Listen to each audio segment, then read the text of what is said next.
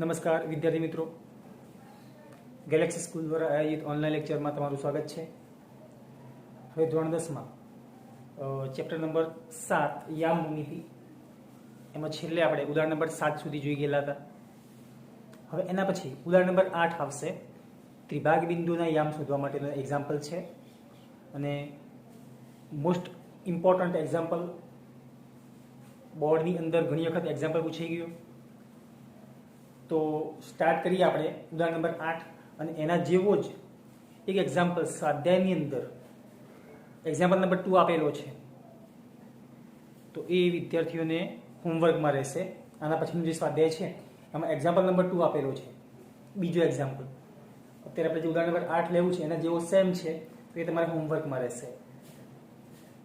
તો શરૂઆત કરીશું આપણે.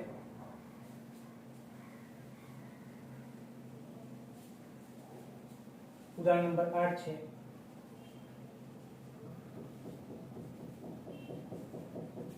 અહીં આપણને બે બિંદુઓને જોડતો એક રેખાખંડ આપેલો છે અને તમારે એના ત્રિભાગ બિંદુના યામ શોધવા છે. અહીં આપણને રકમ આપેલી છે. બિંદુ A2 - 2, બિંદુ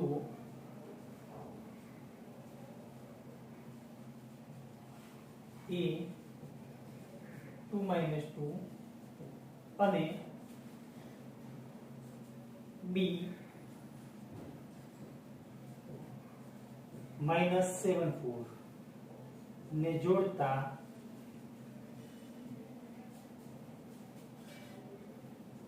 રેખાખંડના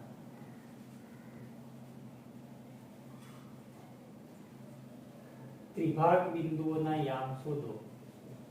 ત્રિભાગ બિંદુઓના યામ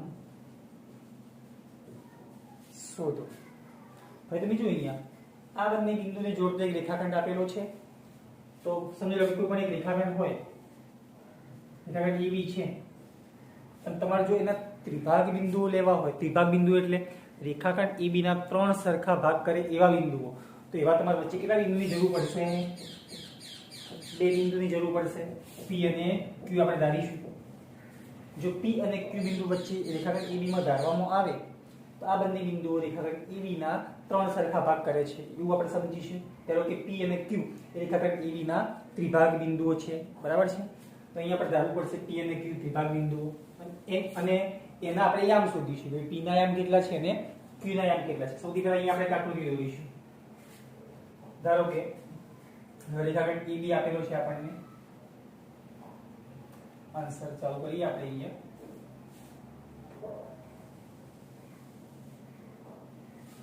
આ જે બિંદુ છે એ આપણને આપેલું છે A2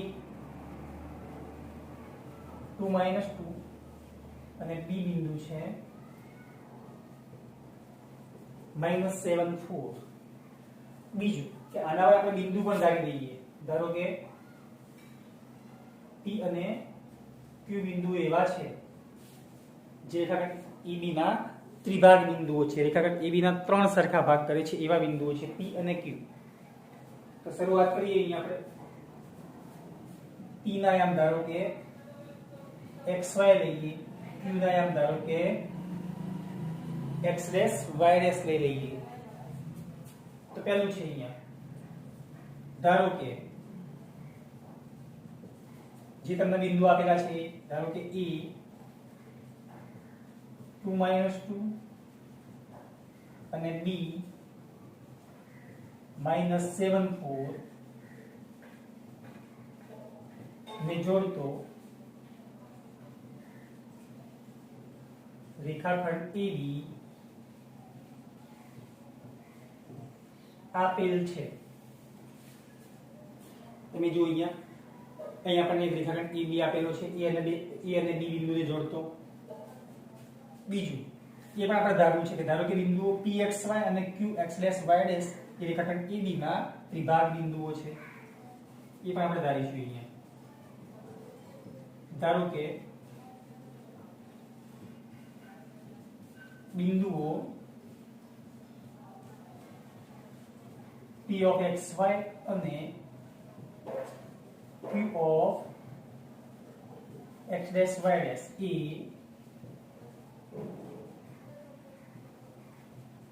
રેખાખંડ AB ના ત્રિભાગ બિંદુઓ છે.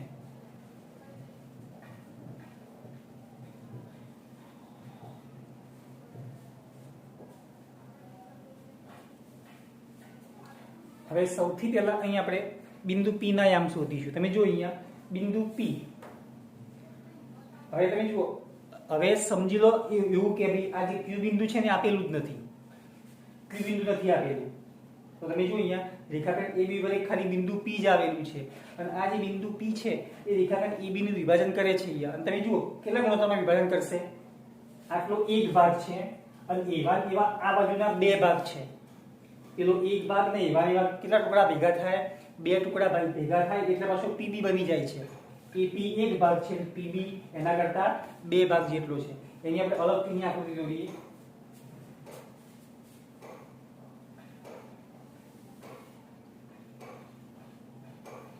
A 2 minus 2,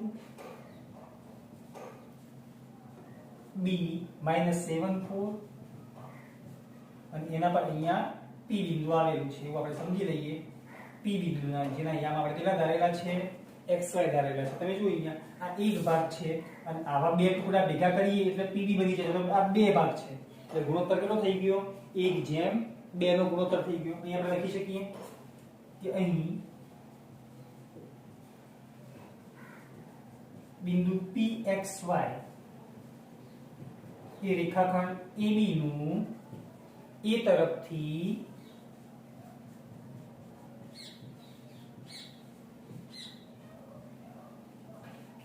એક જેમ બે ગુણોત્તરમાં વિભાજન કરે છે.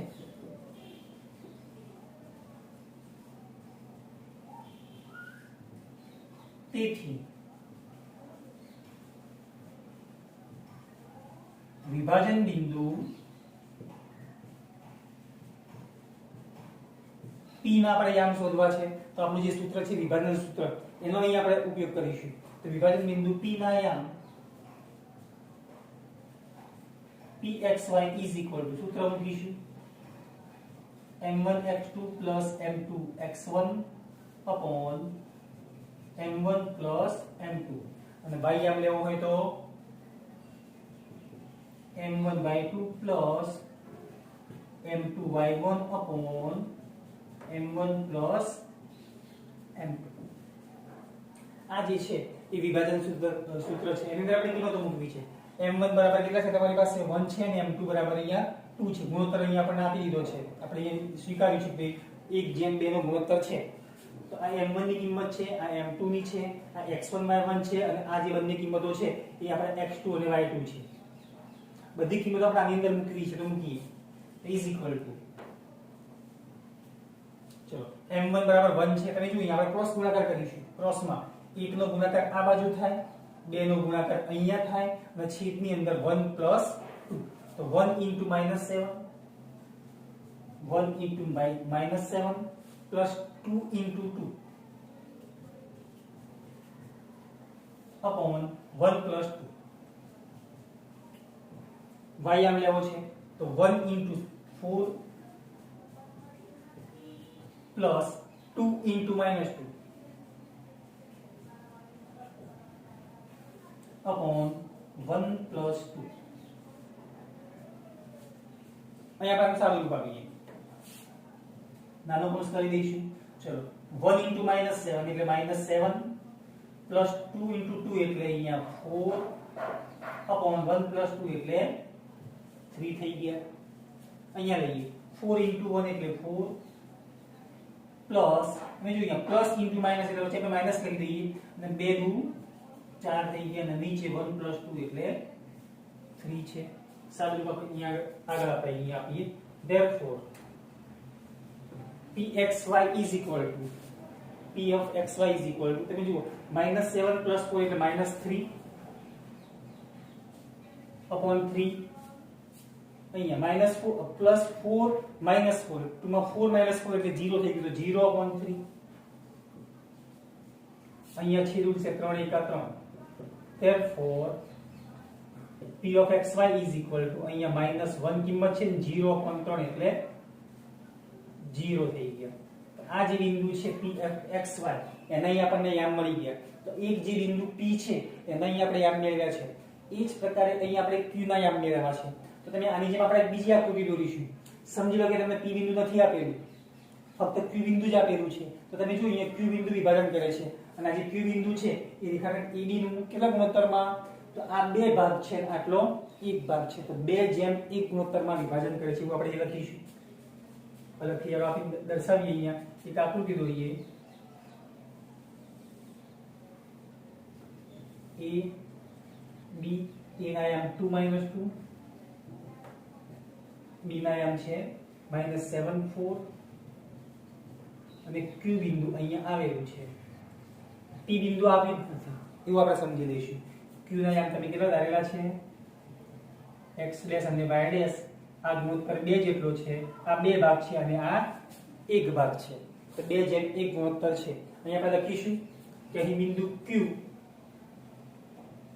અહીં બિંદુ Q x' y' એ રેખાખંડ AB નું A તરફથી 2:1 ગુણોત્તરમાં વિભાજન કરે છે.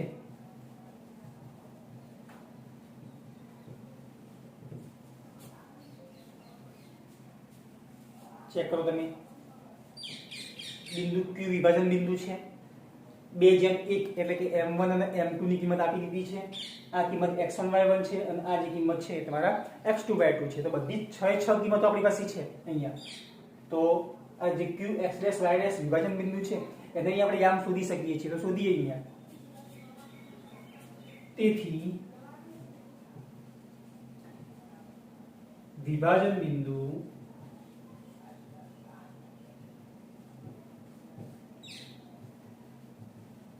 Q ના યામ Q x' y' is equal to સૂત્ર કરા મૂકીશું. જે વિભાજન સૂત્ર આપણી પાસે છે એ m1 x2 m1 છે અને એ x2 સાથે ગુણાકાર થશે. m2 નો ગુણાકાર એ x1 સાથે થશે. તો m1 x2 m2 x1 upon m1 m2. इस प्रकार m1 નો ગુણાકાર અહીંયા y2 સાથે થાય. પહેલા m1 y2 m2 y1 upon m1 m2. ચલો સાદુરૂપ આપીએ. આમાં કિંમતો મૂકી દઈએ પહેલા, પછી સાદુરૂપ આપીએ. ચલો m1 એટલે આ કિંમત છે. 2 નો ગુણાકાર અહીંયા -7 સાથે થશે. તો 2 * -7 પ્લસ છે તો અહીંયા વચ્ચે પ્લસ આવશે. 1 નો ગુણાકાર અહીંયા 2 સાથે થશે. 1 * 2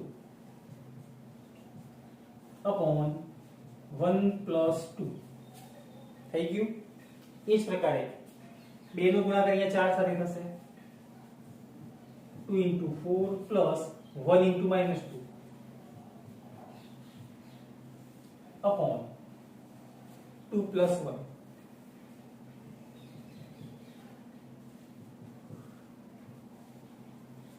અહીંયા નાનો કોષ કરીએ આપણે.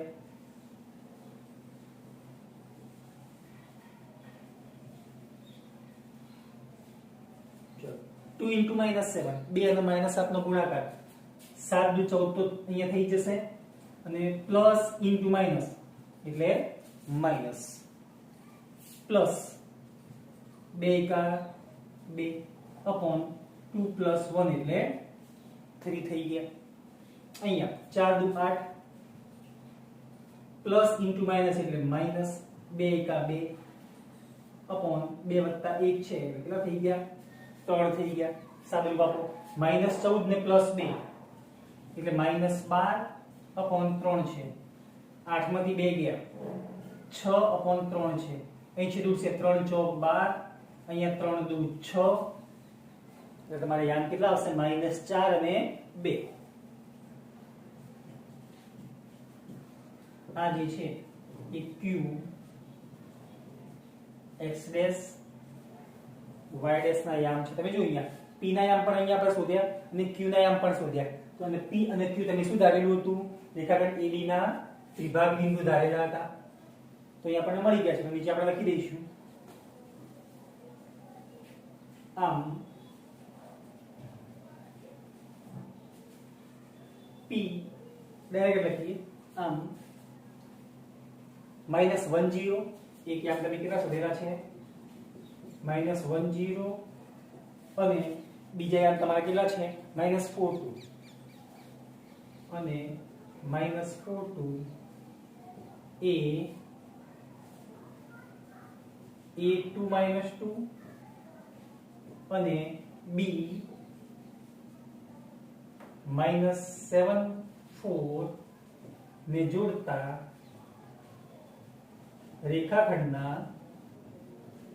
શું છે ત્રિભાગ બિંદુઓ છે, ત્રિભાગ બિંદુઓ છે.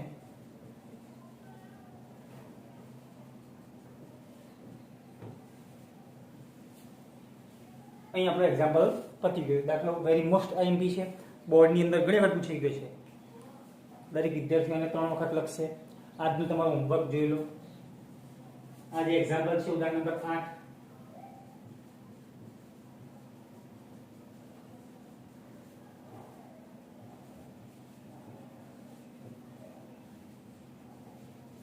વખત રફમાં અને મેઇન ચોપડામાં તમારે એક વખત લખવાનું રહેશે જ.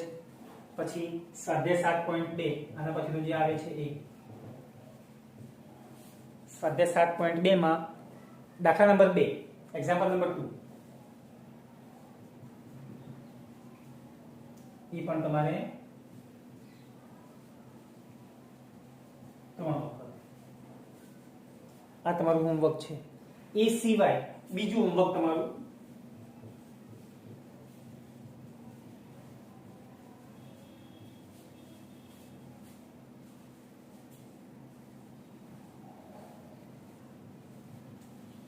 ઉદાહરણ નંબર 2,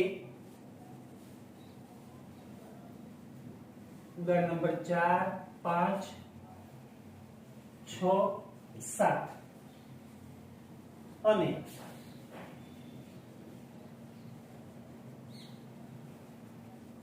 સ્વાધ્યાય 7.1 માં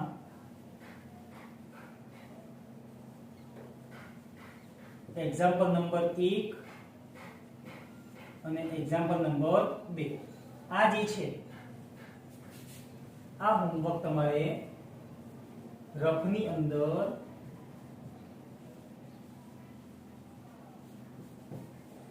બે વખત લખવાનું રહેશે.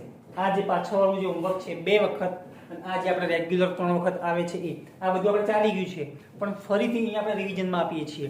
ફરીથી જોઈ લો. અહીંયા ઉદાહરણ છે. પહેલા તો ઉદાહરણ નંબર 2, પછી 4, 5, 6 અને 7 આ બધા ઉદાહરણ છે. એ સ્વાધ્યાય 7.1 માં પહેલો અને બીજો એક્ઝામ્પલ. આ તમારે રફની અંદર 2 વખત અને પેલું જે એક્ઝામ્પલ નંબર 8 ઉદાહરણ નંબર 8 અને સ્વાધ્યાય 7 માં જે એક્ઝામ્પલ નંબર 2 છે એ બંને 3 વખત જે આપણું રેગ્યુલર હોમવર્ક છે એ પ્રમાણે તમારું લખવાનું રહેશે. તો આજે આપણે આટલા સુધી રાખીશું. આના પછી ઉદાહરણ નંબર 9 આવશે. એ આના પછીનો જે નેક્સ્ટ લેક્ચર આવશે એની અંદર આપણે લઈશું. Thank you.